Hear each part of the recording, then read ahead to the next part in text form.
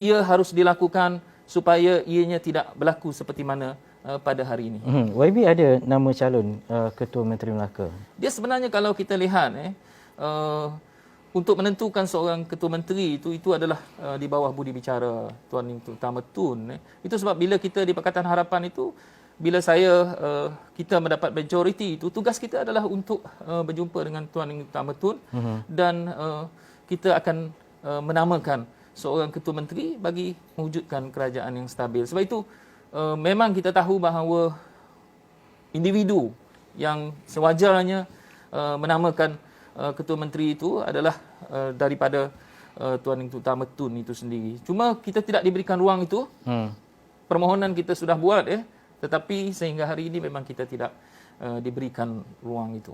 Dan akhir sekali YB, kita nak pastikan bahawa keadaan dan juga situasi rakyat terutamanya di Melaka untuk tidak berdepan dengan apa sahaja ancaman dan juga risiko contohnya, tetapi tak nak juga mahu mendengar cerita-cerita berkaitan dengan politik dan sebagainya.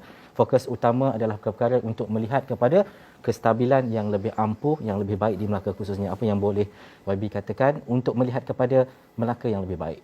Sebenarnya kalau kita lihat Melaka ini adalah sebuah negeri yang mempunyai satu potensi ekonomi yang cukup baik. Sebab itu masa saya memimpin Melaka itu, saya cukup yakin bahawa Melaka satu hari nanti boleh menjadi negeri pelabuhan. Sama ada pelabuhan berasaskan pelancongan ataupun pelabuhan berasaskan perindustrian dan juga perdagangan. Jadi kerana apa? Kerana bila disebut tentang Melaka sebagai bandar pelabuhan, sebenarnya Melaka secara semula jadi kedalaman Laut Melaka itu memang adalah kedalaman yang cukup sesuai untuk dijadikan pelabuhan. Sebab itu dikala saya memimpin Melaka itu, memang kita memberikan fokus untuk membangunkan Kuala Linggi International Port. Kita dalam masa yang sama cuba memastikan bahawa Melaka Gateway itu kekal menjadi pelabuhan krus dan juga beberapa model pembangunan maritim yang kita rancang. Dan dalam masa yang sama kita juga telah dulu memulakan pelabuhan kontena di Tanjung Beruas itu, menghubungkan Melaka dan juga Tanah Besar China. Jadi sebenarnya itu adalah potensi ekonomi yang cukup besar untuk Melaka dan untuk rakyat negeri Melaka. Di samping saya tak nafikan bahawa model pelancongan Melaka itu memang baik, harus dijaga.